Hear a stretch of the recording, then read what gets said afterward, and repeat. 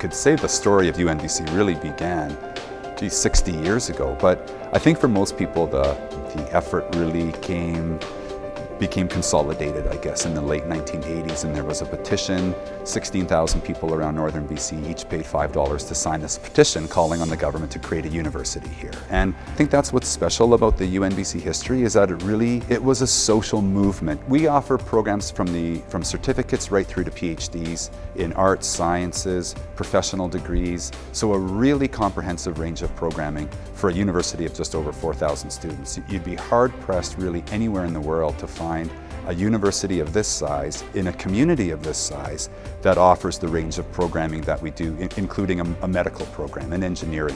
When you compare our typical upper level class sizes in physics to what you might see at UBC or U of A, at UBC and U of A you might have 50 students in a class. In our classes it's usually between 8 and 12. So you get a lot of one-on-one time with the instructors.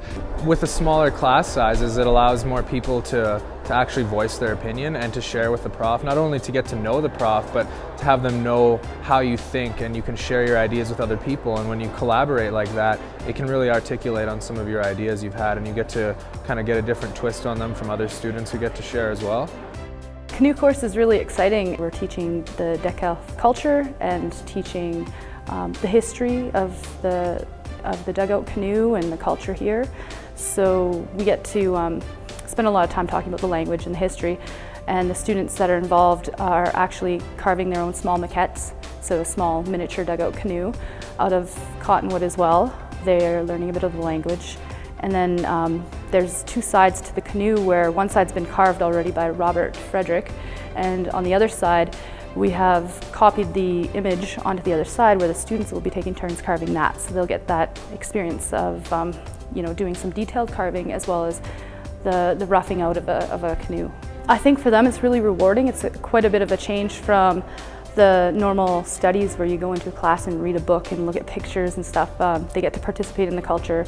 They have two elders that are the instructors for it that are leading the discussions, so they have an opportunity to ask questions and have real answers and immediate answers. If you want to get a solid undergraduate degree, UNBC is pretty much the only place you can go, and that's because it has the potential to launch your career. You can do research as an undergraduate student. It's something that really only very few students get to have at a big university, whereas here a large fraction of our undergraduate students get to undertake high-level, cutting-edge research as an undergraduate student. We produce more grads for the North every year just from this small university than from all of the other universities in BC combined. And I think this is the kind of evidence that people have been wanting to see for a long time. And I think that it's giving a lot of value to what the founders and what the communities of northern BC built, that it is coming true.